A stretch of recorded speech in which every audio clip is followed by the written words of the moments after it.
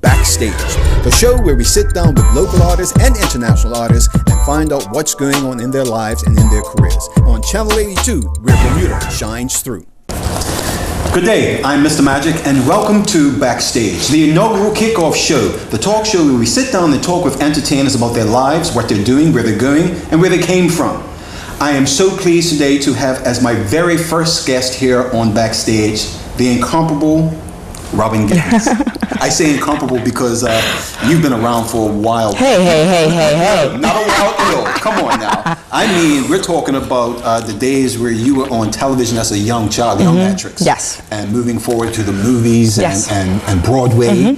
And now you're here in Bermuda to promote a play that you're doing. Please let us know what this is about. Well, we're doing Joy in the Morning, and it's the second time we've done it here. So I'm really, really excited to be back doing that. You've been coming back to Bermuda a number of years. Yeah. And because of that, I actually have some paperwork here for tax purposes to fill out.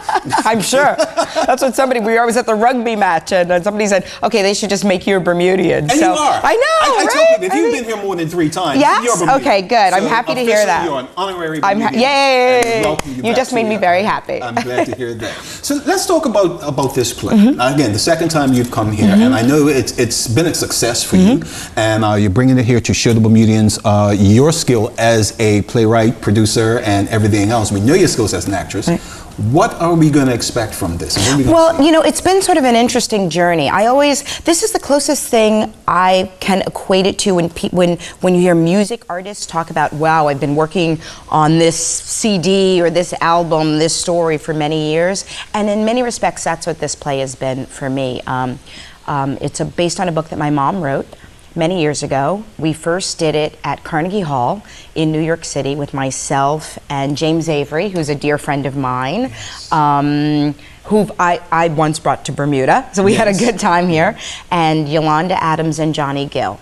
And the 4 of us just did it as a reading. Of course, Johnny and Yolanda sang, and we did it with a choir behind us. And it was spectacular. And then I wanted to sort of open it up and actually make it more of a play. And I came here, we did it at Ruth Seton James, just like we'll do it again. We found Canjule Taylor, one of your, who was then about 10 years old, and we worked on it. We would workshop it during the day, you know, have them read it, and I'd go back at night and write. And so now, cut to what, about 10 years later, I consider it sort of the anniversary, and we've done it now in Toronto, we've done it in Florida, we've done it in a number of places. We'll start a national tour. Great. And I thought before we start the national tour, what better way to sort of kick it off than to come back here and do it again. It's so cool that you're utilizing the local talent in this. Now, we speak of you being involved in these sort of ventures. Now, you mentioned James Avery. Yes. Now, we know we've recently just lost him. Yes. And you yourself played a part on The Fresh Prince of Bel-Air. Yes. And back in the... I keep going back to the back in the day part. Okay, She's not that old, folks. She's really not that old.